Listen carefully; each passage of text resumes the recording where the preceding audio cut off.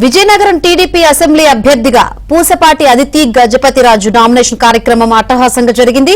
ఈ కార్యక్రమంలో భారీ సంఖ్యలో టీడీపీ కార్యకర్తలు పాల్గొన్నారు.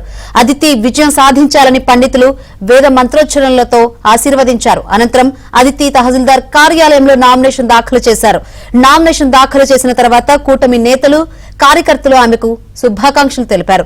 చంద్రబాబు క్రమశిక్షణ, సమాజం పట్ల అంకిత భావం స్ఫూర్తిగా తీసుకుని పార్టీ శ్రేణులు పనిచేయాలని అదితి అన్నారు. సైకిల్ గుర్తుపై ఓటు వేయించేందుకు ప్రజలను మరింతగా చైతన్యం చేయాలని పిలుపునిచ్చారు. వైసీపీ రాక్షస పాలన నుంచి ఆంధ్రప్రదేశ్ కు విముక్తి కల్పించాలని విజ్ఞప్తి చేశారు.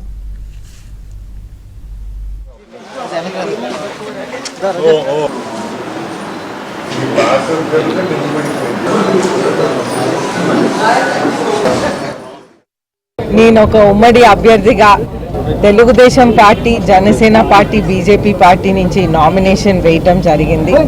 అయితే ఈ రోజు నుంచి మే 13 వరకు మనం కార్యకర్తలందరూ TDP party, Janasena party, BJP party కార్యకర్తలందరూ చంద్రబాబు నాయుడు గారు ఎలాగైతే రాత్రి పగలు పనిచేస్తారో అదేవిధంగా మేమందరం కలిసికట్టుగా పనిచేసి మనం ఖచ్చితంగా విజయం సాధిస్తామని మనం అందరం డిసిషన్ తీసుకున్నాం. అయితే మనం అందరం ఈరోజు ఒక యుద్ధానికి వెళ్తున్నాం.